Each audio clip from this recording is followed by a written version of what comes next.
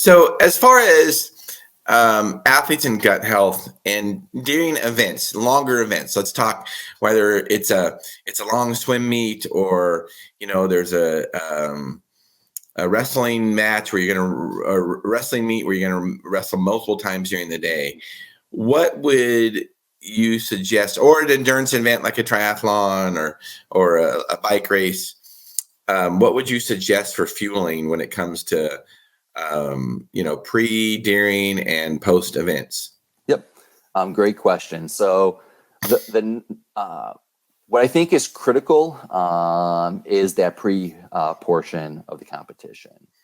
And so when I say pre, let's say if you're doing a triathlon on a Saturday, I know, they just had I live in Wisconsin, so they just had the Wisconsin Triathlon in Madison over the weekend. So I was really, dialed in with there.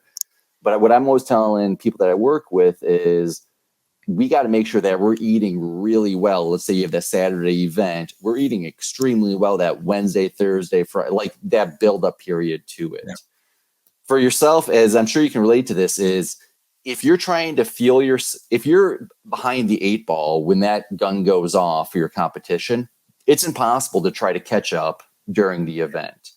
Or I'm working with swimmers who are, say they're having 5 races during a day, or a wrestling meet where you have multiple things. If you're already undernourished going into it, good luck trying to catch up. So that's what I want to emphasize first is we got to make sure that we're eating healthy, enough carbohydrates, enough dietary fats, et cetera, in that buildup period. Then what I'm usually looking for during event is one, adding, electrolytes into whatever you're drinking. Sometimes I find it easier to get electrolytes via a water solution as opposed to the food base, just because how it settles. And then carbohydrates, especially if you're on more of a higher intensity thing, that's going to be a primary source of energy. There's some athletes who do a little bit more of like a ketogenic approach, which is definitely an option. I usually find carbohydrates will work best, especially in the more high intensity events.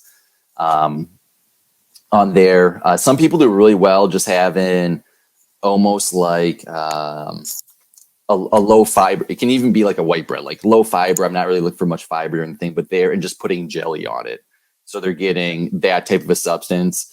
Again, I always tell people you got to realize eating for performance during a competition is very different than eating for just general health during the day. I would never recommend to someone, hey, take plain white bread, put a lot of jelly on it and eat it, or hey, take a ball of rice, put jelly on it.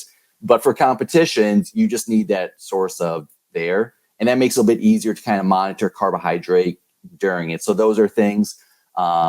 Also, too, some people do really well with like the squeeze carbohydrate gel solutions during event. And so those are kind of my pre and post, which for during competition are critical. And then after a race, I'm just focused on make sure we're getting enough protein to support muscle recovery. Again, the carbohydrates, the fat, trying to get that in as close as possible to a competition. So that's kind of a rough layout of how I usually structure things. What have you found, even just your own competition, works well for you personally?